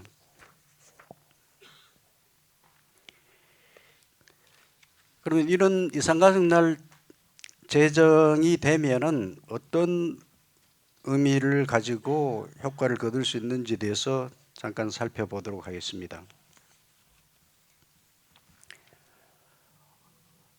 지금까지 이제 이산가족 분들께서 진짜 의무례양으로 백방으로 이렇게 노력하셔가지고 말씀드린 것처럼 이산가족 당국 간의 회담도 139회 이루어졌고 그 다음에 상봉 행사도 있었고 그래서 25,000여 명의 이제 이산가족들이 가족들을 만나기도 했지만은 제가 이산가족 상봉장에서 늘 느끼는 것은 한 번 상봉하고 나서 그 다음 다시 만날 기약을 할 수 없다는 너무나 안타까운 현실을 목도하면서 이산가족 문제 해결을 위해서는 이렇게 해서는 안 되겠다. 적어도 한 번 만나면은 그 다음부터는 자동적으로 서신도 교환하고 전화도 할 수 있고 언제든지 가족들의 안부를 물을 수 있는 그런 정도는 돼야 되지 않겠느냐 그런 생각을 마음속으로 늘 했었습니다. 그래서 이산가족 날이 제정되면은 하여튼 정부 주도로 이렇게 행사를 하게 되고 전국적으로 지자체를 포함해가 전국적으로 기념 행사를 할 수 있다는 그런 큰 이점이 있습니다. 거기에는 이산가족들뿐만 아니고 1세대뿐만 아니고 2세대, 3세대, 4세대들이 함께 참여하면서 다시 한번 이산가족 문제의 중요성, 해결의 필요성에 대해서 같이 공감하는 그런 기회가 될 걸로 생각합니다. 두 번째는 이산가족 날이 제정되면은 이산가족 정책도 북한에 대해서 이산가족 문제 해결을 위해서 압박을 하고 국제사회의 여론을 환기시키고 하는 것도 중요하지만은 국내에 계시는 이산가족 분들을 초점으로 하는 그런 정책들이 많이 나올 걸로 그렇게 예상합니다. 이산가족 분들이 고령화되고 있고 그런 연로하신 이산가족 분들을 위한 여러 가지 정책들이 필요할 것 같고요. 그 다음에 세 번째로는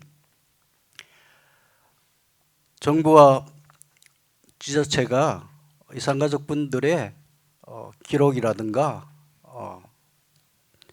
영상이라든가 자료들을 모아가지고 한 곳에 모아가지고 이것을 전 국민들이 이산가족 2, 3세뿐만 아니고 전 국민들이 같이 보면서 이산가족 문제 해결의 그 중요성을 같이 공감하는 그런 기회가 될 거고요. 그 다음에 이산가족 분들 간의 교류도 활발하게 진척될 수 있는 기회가 될 걸로 보입니다. 과거에 이제 그 이산가족 찾기 방송을 봤을 때 국내에서도 헤어진 형제 자매들을 만나게 되는 그런 계기가 될 그런 경우도 있었고요. 그래서 이런 것들이 계속 진척되고 활발하게 진행되는 가운데서 아까 앞에 발제하신 분도 말씀해 주셨지만은 새로운 이산가족 3만 5천여 명의 탈북민 이산가족들도 같이 포용할 수 있는 그런 기회가 될 수 있을 걸로 생각됩니다. 북한 이탈 주민들 같은 경우에도 가족들하고 같이 넘어온 경우보다는 가족들을 북한에 남겨놓고 일부 가족들이 우리 사회 남한으로 온 경우가 많기 때문에 이분들도 기회가 되면은 북한에 있는 가족들과 연락을 하고 또 북한 가족들과 상봉하기를 희망하는 경우가 많습니다. 이분들도 남북 이산가족 교류에 포함시켜서 이산가족 날이 제정되면은 기념식에 참석해서 함께 자리를 같이 하고 기념을 할 수 있는 기회를 주고 또 북한에 있는 남아있는 가족들을 만날 수 있는 기회를 만들 수 있도록 도와줄 수 있으면은 보다 이산가족 날 제정의 의의가 클 걸로 생각됩니다. 이상 제 발제를 마치겠습니다. 감사합니다. 예, 김충환 원장님 수고하셨습니다.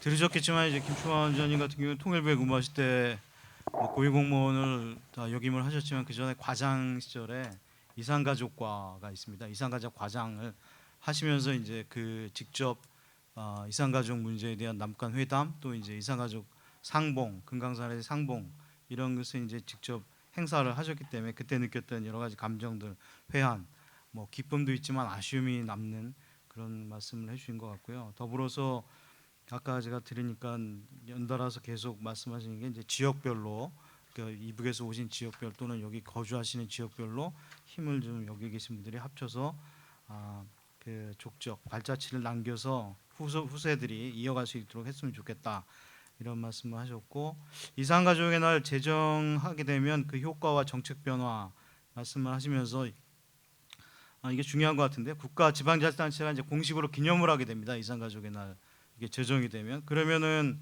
당연히 국민적으로 관심이 제고되고 그 다음에 이제 행사도 커지고 그럴 때 아까 그런 얘기 나왔잖아요. 그 외국 사절들, 그러니까 여기 주한 외교 공관들도 그런 행사에 초청을 해서 그렇게 되면 자연스럽게 홍보도 되고 그분들이 본국에 또 보고를 하게 되면 그런 것이 이제 외교 정책에 그 나라의 각국의 외교 정책에 반영이 될 수 있게 이렇게 하는 것도 중요할 것 같고 그리고 정책 변화로서는 이제 국민적 합의 이산가족 정책에 대한 국민적 합의 기반 강화라든지 또 생존하고 계시는 이산가족 분들에 대한 정책 지원 정책의 범위 확대 그리고 무엇보다도 이산가족 기념관 이거는 굉장히 중요한 얘기 같습니다.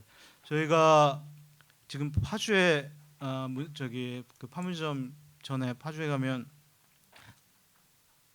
납북자 기념관이 있습니다. 혹시 가본 분이 계신지 모르겠는데 근데 생각해 보니까 납북자 기념관이 있는데 이산가족 기념관이 없어요. 그래서 이 문제도 굉장히 중요한 문제를 말씀하신 것 같습니다. 그리고 그런 걸 통해서 이산가족 납북자 기념관에 가면 납북자에 대한 그 후손분들이 다 이렇게 기증하신 그런 곳으로 이렇게 자료가 돼 있는데 그 후손 중에 지금도 이제 여러 가지 사회 활동을 하시면서 우리 아버님, 우리 어머님, 뭐 우리 친척분 이런 분들이 납북되시면서 이런 것을 남기고 또 이런 북한에 이런 영향을 주셨고 뭐 이런 게 다 이렇게 기록이 돼 있는데 이산가족 문제도 그렇게 되면은 다 자연스럽게 이제 그 후손 세대에 대한 뭐 살아있는 교육이 되는 거죠. 그야말로 그런 측면에서 중요한 말씀을 해주신 것 같습니다. 공교롭게도 순서가 이제 우리 이강우 교수님 또 김초환 국장님 모두 원장님 모두 이제 통일부에서 근무하신 분들인데 이 두 분들 그 고생하신 것에 대해서 다시 한번 박수를 좀 보내주시면 좋겠습니다.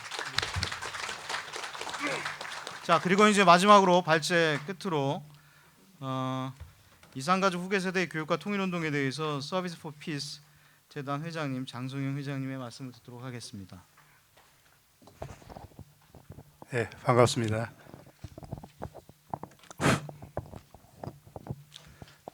예, 뭐 4년 전에 그 1천만 이산가족 위원회하고 연결되어서 다양한 프로그램을 진행했습니다. 저희들 재단은요. 저희들 재단은 2001년도에 출발을 했는데요. 서비스 포 피스는 평화를 위한 봉사재단입니다. 그때 이후로 상당히 많은 기간 북한에 가서 집을 짓고 또 마을에 들어가서 집을 짓는다는 것은 북한의 현실을 아주 가까이서 볼 수 있는 그런 시간이 있었습니다. 또 그 기간에 금강산에서 이산가족 상봉하는 걸 2차례나 일정이 맞아가지고 가까이서 또 현장에서 직접 볼 수 있는 그런 기회가 있었습니다. 그래서 그런 인연이 있었는지 한 4년 동안 그 이산가족 문제를 이렇게 볼 수 있는 또 아주 가까이서 직접 활동할 수 있는 그런 기회를 갖게 되었습니다. 특히 장만순 위원장께서 고향 방문을 아주 구체적으로 추진하고 있었고요. 또 기념관이라든지 다양한 활동을 구상하고 있는 것을 들었습니다. 저는 뭐 많은 이산가족 문제는 앞에서 우리 김충환 위원장께서 국회의원께서 아주 핵심적으로 이 운동이 통일운동하고 연결되어야 된다는 말씀에 아주 공감을 하고 있고요. 우리 이진우 위원장께서 추모비 비서하고 관련된 말씀도 해주신 것에 대해서 공감을 하고요. 특히 그 제3국을 통한 여러 가지 활동은 아주 중요한 문제라고 생각을 합니다. 다시 말씀드리겠지만은 우리 2세들의 후계 세대들의 활동하고 연결된 그런 부분이라고 생각을 하고 있습니다. 우리 그 김충환 그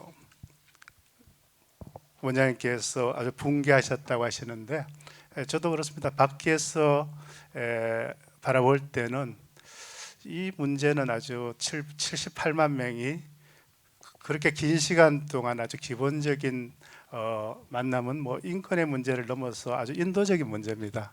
이것이 성사되지 않는다는 것은 또 남북의 여러 가지 정책을 봤어도 이것이 이루어지지 않는다는 상당히 이상한 그러한 입장에 있었습니다. 그래서 또 관심을 가지고 봤고요.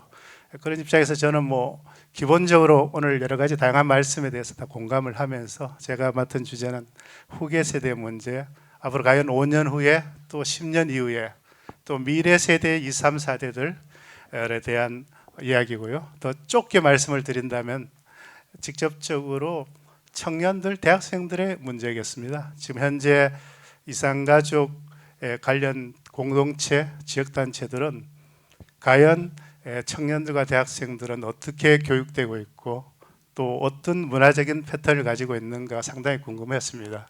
그래서 제가 생각했던 거 이산가족 위원회하고 연결돼서 와서 생각했던 것보다 한 3가지 부분에 있어서 조금 달랐습니다. 첫 번째는 우리 북에 오신 많은 어르신들은 아주 출세도 하시고 또 돈도 많이 벌으시고 해가지고 아마 2세들을 위한 많은 재단이 만들어졌지 않겠느냐, 단체 같으면은 많은 자금을 갖고 있지 않겠냐 그런 생각을 들었는데 막상 와보니까 상당히 좀 열악한 후계 세대를 위한 교육에 대해서 상당히 열악한 환경이었고요.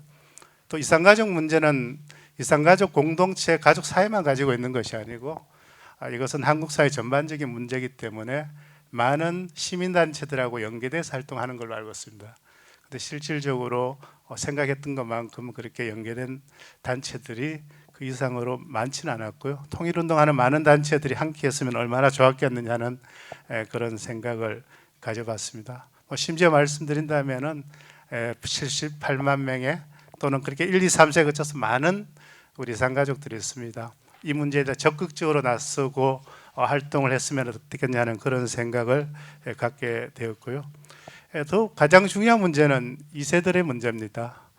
곳곳에 청년들 2세들이 다양한 분야에서 각자 자기의 재능에 따라서 활동을 하고 있을 것으로 생각했는데 생각만큼은 제가 밖에서 바라본 그 규모나 느낌보다는 상당히 적었다는 그런 것은 뭐 저의 편견일 수 있지만은 그런 전제에서 말씀을 드리면서 정말 지금 시점에서 앞으로 10년 이후에 과연 한국 사회에서 또 역사적으로 이산가족이 문제를 어떻게 평가하고 정리할 것인가를 지금 아주 깊이 돌아다 봐야 될 것으로 봅니다. 그동안은 1세들의 상봉이라든지 만남에 집중을 했다면은 지금은 그런 방향에서 구체적인 준비를 해야 될 것이라고 보여지고 그 모든 것은 우리 자라나는 후계 세대들의 교육에 의해서 결정된다고 기본적으로 생각을 하고 있습니다.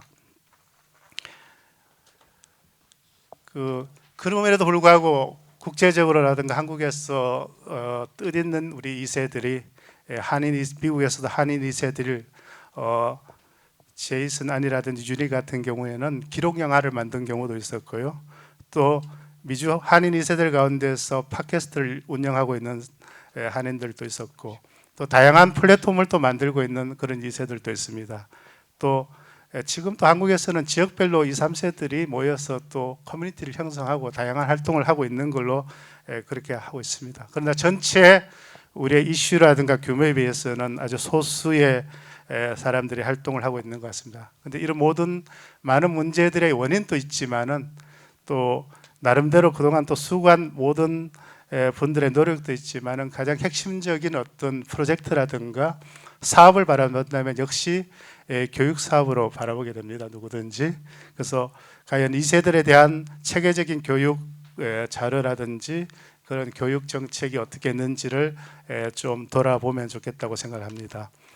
우리 정주행 회장님이든지 또 최근에 코리안 드림의 통일운동을 하신 우리 문현진 회장님이든지 또 장만순 회장님 같은 경우에는 선친이라든가 부모의 삶에 대해서 아주 공감하는 그런 삶을 살아오신 걸로 이렇게 보여집니다. 대화를 나눠보면서. 그래서 무엇보다도 2세들이 부모님의 아픔을 현장에서 직접 느끼는 그런 시간들이 필요하다고 보이죠. 그래서 가족별로 얼마나 많은 우리 자식들이 또 손자들이 이러한 우리의 문제의 현장에서 만나고 있는지를 좀 돌아보시면 좋을 것 같다고 생각합니다. 무엇보다도 이 세대들한테는 통일 비전에 대한 교육이 필요하고요. 뒤에 자료에 제가 적었습니다. 제가 느끼고 있는 사항들은 시간이 나시면은 우리 자녀들을 위해서 한번 천천히 한번 읽어봐 주시면은 좋겠다고 생각을 하고요. 시간상 저는 최근에 있었던 활동적인 내용만 직접적으로 몇 가지 말씀을 드리겠습니다. 저희들 재단의 우리 청년 학생들하고 또 1천만 이상가족 협의회 2세들이 함께 이번 여름 방학 때 프로젝트를 구체적인 프로그램을 기획했습니다. 아마 청년 대학생들이니까 20대 많으면 30대들이죠. 이들이 과연 이산가족의 문제를 위해서 스스로의 삶 속에서 생활 속에서 어떤 일을 할 수 있을까 기획했을 때 두 가지를 기획을 했습니다. 학생들 자발적으로. 하나는 우리 1세 어르신들 또 가족이 없는 1세 어르신들 위해서 난방 봉사를 했습니다. 보니까 집을 찾아가지고 도배도 해드리고 또 보일러도 고치고 그런 봉사활동을 했고요. 더 중요한 핵심적인 봉사활동은 1세 어르신들 중에서 또 연령이 많으신 분을 찾아가서 스토리텔링 봉사활동을 했습니다. 찾아가서 지금까지 살아오면서 가장 인생에 의미가 있는 사진 한 장을 받으면서 그 사진 한 장 속에 얽혀있는 이야기들을 듣는 것이죠. 그리고 그 사진 한 장을 받아가지고 8월 15일 날 전시회도 하고 또 추석 맞이해가지고 이 강당에서 전시회를 했습니다. 그래서 그런 일을 통해서 학생들 스스로 부모 세대들이 어떻게 살아왔는지 또 실질적으로 그 사진 속에서는 임진강을 넘어오는 사진도 있었고 또 기관차를 몰고 오신 1세 어르신들도 계셨고요. 또 실질적으로 남한에서 처음 그쪽 양장점을 했던 그런 사진들. 그래서 그 사진 한 장을 통해 가지고 아주 시각적으로 짧게 1세 어르신들을 만나는 그런 또 느끼는 그런 봉사활동을 했습니다. 그걸 통해서 스스로 많이 느꼈다는 이야기를 들었고요. 여기 계신 우리 어르신들께서는 손자들이든지 또 아들한테 어떤 사진 한 장을 남기고 싶은지 그 사진을 통해서 정말 깊이 공감할 수 있는 그런 시간을 마련해 주시는 것이 너무나 중요하지 않겠느냐 그렇게 생각을 합니다. 그 외에도 다양하게 이 세대들의 교육 프로그램에 대해서는 자료집을 좀 보시면 좋겠고요. 프로젝트를 본다면은 저는 오늘 이산가족의 날 제정이라는 건 상당히 중요한 의미를 앞으로 2세들이나 우리 후계 세대들한테 아주 중요한 부분입니다. 1년에 우리가 생일 한번 맞이하는 것도 의미가 있는 것처럼 1년에 한 번씩 우리 할아버지 할머니 세대 선조들 세대를 생각해 볼 수 있고 그 의미라든지 그 긴 시간 우리 민족 속에서 80년 이상 가족을 못 만나고 살아왔다는 내용들은 얼마나 그것이 어렵고 고통스러운 시간이었다는 것을 뼈저리게 느낄 겁니다. 그런 시간들 속에서 변화도 있을 것이고 누구보다도 이들이 통일운동에 뛰어들어야 됩니다. 누구보다도 대한민국 사회에서 가장 북과 가까이 하고 싶은 열정을 가진 사람들은 그 이산가족 아니겠습니까? 그렇다면 그 정신과 그 역사적 전통이 후손들한테 연결돼야 되고 그들이 누구보다도 먼저 통일운동에 앞장을 서야 되고요. 세월이 지나고 난 뒤에 모든 후손들이 우리 이산가족들이 우리 할아버지들이 이 통일을 이루는데 가장 앞장섰다는 것을 자랑할 수 있어야 되고 그것을 자랑스럽게 이야기할 수 있는 그런 시간으로 물러주고 유산으로 남겨줬으면 좋겠다는 생각을 합니다. 그 이 세들은 누구보다도 지금은 인터넷이 되고 커뮤니티에 대해서 아주 민감합니다. 그래서 청년 대학생들이 모인다면은 정말 모든 이산가족 활동들의 자료라든지 안에 있던 그 여러 가지 역사적인 고증을 할 수 있는 자료를 모아내면 좋겠고요. 국제적으로도 마찬가지입니다. 아까 우리 그쪽에 이광우 교수님께서 말씀하셨듯이 제3세계에 대한 그쪽 홍보는 그 나라에 원하는 그 나라에 바라는 것이 아니고 한국의 젊은이들이 다양한 사진 한 장이라든지 동영상이 끊임없이 그 나라의 언어로 번역해서 퍼뜨리면 되는 시대입니다. 문제는 과연 우리 이산가족 그 모임 공동체나 사회 안에서 얼마나 청년들이 활발하게 그런 의식을 가지고 움직이고 있는가, 그것이 아마 지금의 삶의 모습이라고 생각합니다. 어쨌든 간에 저희들은 봉사단체로서 북한에 들어가서 봉사활동을 하면서 중요한 것은 청년 대학생들을 그 마을에 데려가서 실질적으로 집을 지으면서 봉사활동을 했습니다. 고등학생들도 북한의 초청을 받아서 마을에 들어가서 봉사활동을 직접 했습니다. 한 17차에 걸쳐서 한 600여 명 이상의 민간인들이 마을에 들어가서 봉사활동하면서 어떻게 그들과 하나 될 수 있고 통일이 오는 것인가를 직접적으로 체험하면서 막연히 우리가 어렵게 생각할 것이 아니고 움직이고 참여하고 열정을 가지고 뛰면 된다는 것을 느끼게 되고요. 여기 있는 우리 이산가족 여러분들 어르신들께서 그래도 희망을 잃지 마시고 끝까지 우리 자녀 세대들과 함께 이 길을 펼쳐가시기를 바라겠습니다. 이것으로서 제 보고를 마치겠습니다.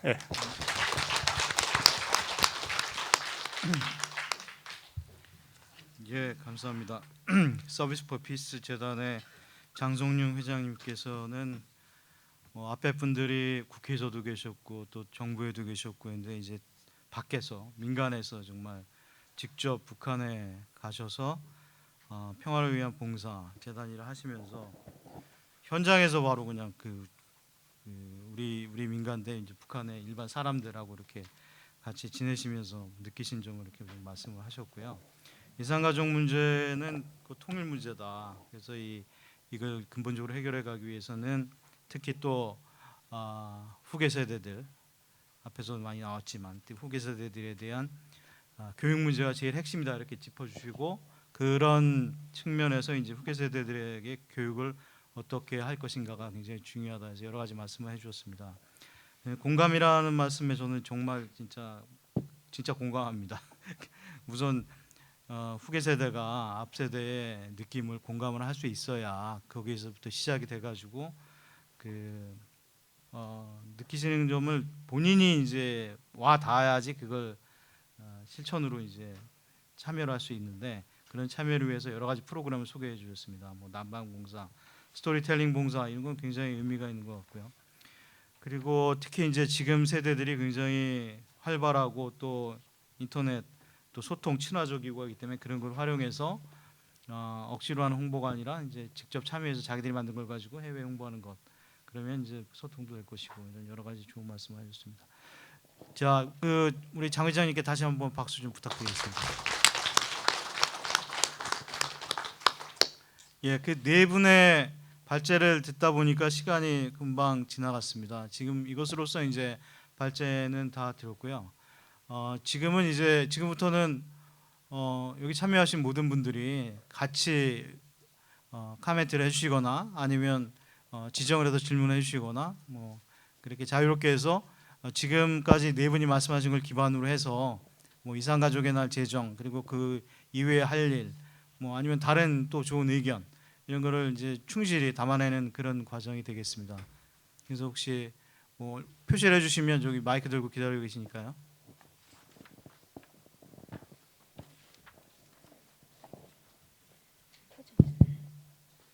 예, 안녕하십니까. 오늘 이산가족의 날 재정 필요성에 대해서 여러 가지 잘 들었습니다.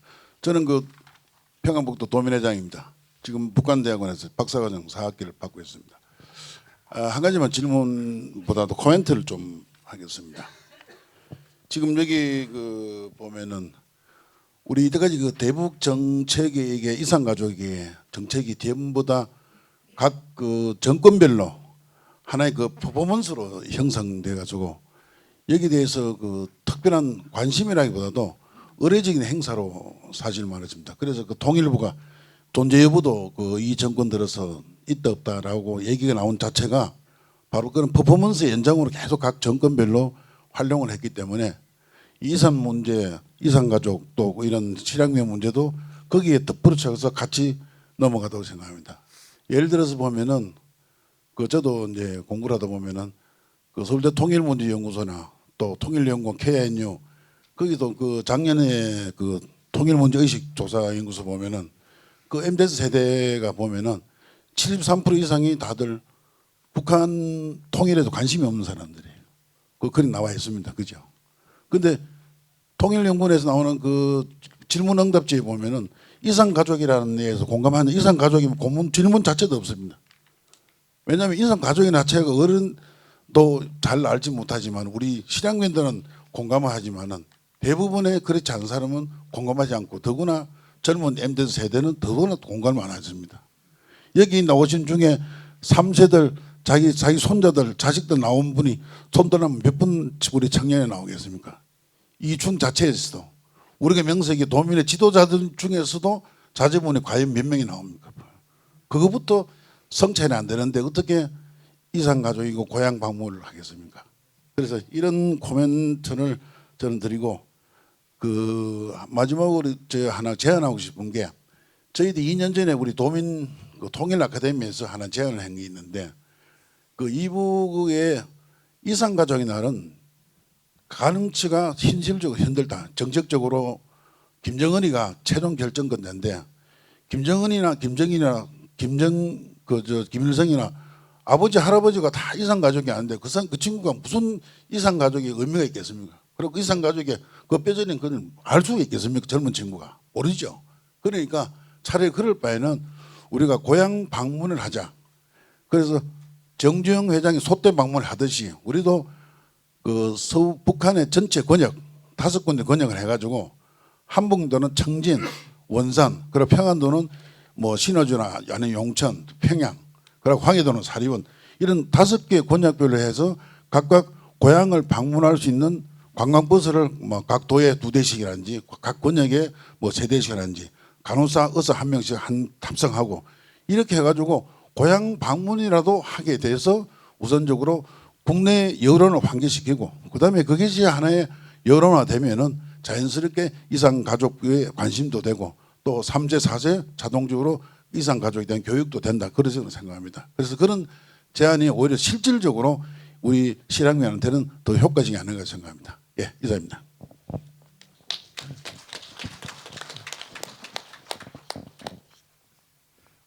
예, 그 질문이 아니고 코멘트라고 하셨는데 혹시 그 물론 의견이지만 정권별로 이게 퍼포먼스라는 것에 대해서 우리 이강우 교수님이 좀 한 말씀 해주시고 MZ세대 무관심 문제에 대해서는 우리 장성용 회장님이 한 말씀 해주시면 어떨까 싶습니다. 그리고 제3세계 근학 이따가 뭐 원장님 할 수 있는. 네, 제가 그 고향 방문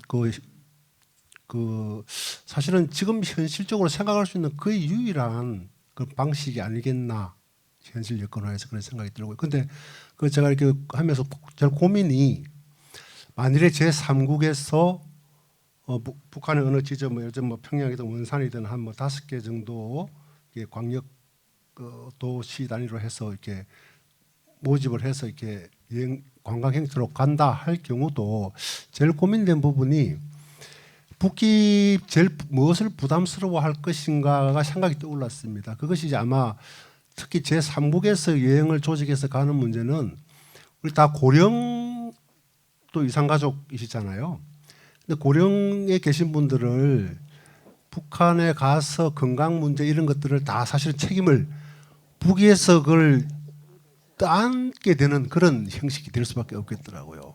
그래서 그런 부분들하고는 북한하고 어떤 사전에 정말 협의를 잘 해서 뭐 건강 문제까지 북측이 책임진다 이러면 아마 북에서 약간 이렇게 돈을 뭐 이렇게 수입이 생기더라도 좀 이렇게 안 할 가능성이 있기 때문에 그런 부분을 어떻게 해결할 것인가 그런 부분은 역시 우리가 사전에 북한의 어떤 뭐 그 단체나 그 현지에 있는 사람들하고 좀 공신력 있는 사람들하고 접촉을 해서 이런 문제에 대해서 좀 사전에 협의를 진행을 일단 해야 북한도 좀 부담이 조금 덜어주는 방향으로 해야지 가능하겠다는 그런 게 참 고민으로 떠올랐습니다. 사실은 뭐 다른 거는 뭐 다 우리가 뭐 북한이 부담이 가장 작은 방식으로 하는 거라고 생각하지만 특히 그 안전 건강에 관한 방북했다가 다시 이게 올 때까지 사실 그 책임은 북한이 질 가능성이 많거든요. 들어가는 그 나라에서 그런 부분들에 대해서 좀 사전에 협의를 진행을 지금 좀 진행을 해야지 가능성이 높일 수 있겠다 하는 그런 고민을 좀 했습니다, 사실. 네, 평안북도 도민 회장님께서 좋은 말씀을 해주셨고요. 전적으로 공감하고요. 그 정권별로 이제 퍼포먼스였느냐 하는 문제에 대해서는 전반적으로 이제 우리 저 이산가족분들이 그렇게 느낀다면은 그게 맞을 것 같고요. 다만 저희가 이제 실제로 이렇게 일을 해보니까 제가 이제 금강산에서 이제 이산가족 상봉 행사를 진행하면서 거의 한 일주일 이상, 한 열흘 가까이 이제 북한 측 상대하고 이제 같이 일을 합니다. 일을 해보면은 북측에서 이제 이산가족 상봉 행사를 진행하는데 가장 큰 어려움이 뭐냐고 이렇게 물어보면은 그 사람들은 북한에 있는 이산가족을 찾는 게 제일 어렵다는 거죠.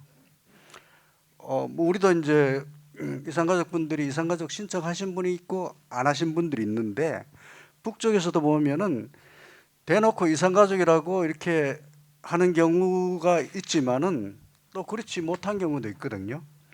그리고 이제 북측은 또 우리보다 또 사정이 열악한 게 지역이 뭐 교통이라든가 뭐 통신이라든가 이런 게 굉장히 열악해가지고 자기들이 이제 100가족씩 한 번씩 행사할 때 찾으려고 하면은 애를 먹는다는 거죠. 실제로 보면은 뭐 100가족 못 채우기도 하는 경우도 있고요. 그래서 뭐 경우에 따라서는 우리 보고 이제 뭐 그 이산가족을 등록할 수 있게 뭐 전산 시스템을 구축해 달라는 그런 이야기도 있었는데 사실 지금 뭐 여기 계신 분들은 우리 사회가 얼마나 발전했는지를 뭐 아시겠지만은 북한하고 비교했을 때 어느 정도인지는 잘 실감이 안 나실 거예요. 실제로 이제 뭐 평양이나 이 정도 가면 몰라도 남포, 청진만 가고 아니면 저기 저 삼지연 쪽으로만 가도 시골을 가면은 저희가 생각했던 이상으로 어려운 상황이거든요.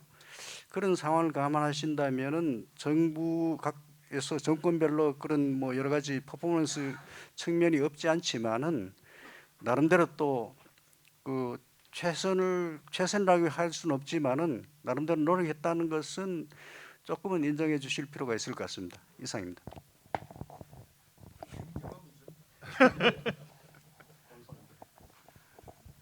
도민 회장님께서 말씀 간단하게 드리면은 M세대들은 아무래도 MZ세대들은 바라보고 시사에 대한 접근 방법이 조금 다르죠. 시각적이어야 되고 또 그것이 스토리가 있지 않으면은 단순히 논리적인 이야기들은 접근하기 어렵습니다. 그래서 그런 관점에서 그런 활동과 프로젝트에 자연스럽게 동참할 수 있도록 장을 여는 것이 중요하고요. 우리 장만순 의원님께서 말씀하신 많은 장학금을 그동안에 지역별로 그 학생들에 의해서 2세들에서 많이 수여를 한 걸로 알고 있습니다. 그렇지만 주로 성적이라든지 그런 걸 중심 삼고 많이 줬는데 보다 좀 활동이라든가 적극적인 프로젝트의 비용을 더 투입하는 것이 좋지 않을까 그런 생각하고요. 또 특별히 마지막으로 부모님들께서나 또 우리 손자들이든지 볼 때 주로 그 아픔을 혼자 간직하는 것이 좀 미덕인데 본인한테는 그럴지 모르지만은 장래를 생각했을 때는 그런 내용들을 공감하고 이야기해주고 또 그런 프로젝트에 함께 참석하는 것이 좋겠다고 그렇게 생각합니다. 예. 지금 시간상 이제 질문은 더 이상 이제 받지를 않겠습니다. 그리고 나눠드린 책자를 잘 보시고 한번 이산가족의 날이 왜 필요했는지 그리고 오늘 발제하신 분들의 내용을 다시 한번 책으로 좀 이렇게 봐주셨으면 감사드리겠습니다. 그래서 시간상 지금 어두워지기 때문에 간단하게 우리 위원장님 나오셔서 오늘 네 분이 발표하신 거를 간평회를 간단하게 해주시겠습니다. 오늘 정말 의미 있는 그 토론회가 아니었나 저는 이렇게 생각을 합니다. 그리고 오늘 그 토론회의 가장 중요한 핵심은 이산가족의 날을 제정을 함으로써의 달라지는 어떤 이산가족 문제가 있고요. 그다음에 이런 이산가족 현재의 이산가족들의 현 상황 속에서 과연 우리가 해야 될 일이 과연 무엇인가라고 하는 그런 두 가지 양립되어 있는 그런 그 주제들이거든요. 그래서 이런 주제를 오늘 사실 우리 김충환 전 그 의원님께서는 굉장히 이거를 많이 알고 계시고 또 외통위원장을 하시면서 저희가 이산가족의 날 국가기념일에 대한 국회 발제에 관련돼 있는 거를 굉장히 사전에 옛날에 많이 논의를 하셨었어요. 그래서 그런 방법도 굉장히 잘 알고 계시는 분이기 때문에 오늘 여러 말씀 중에서 참 공감이 되는 부분이 상당히 많았었습니다.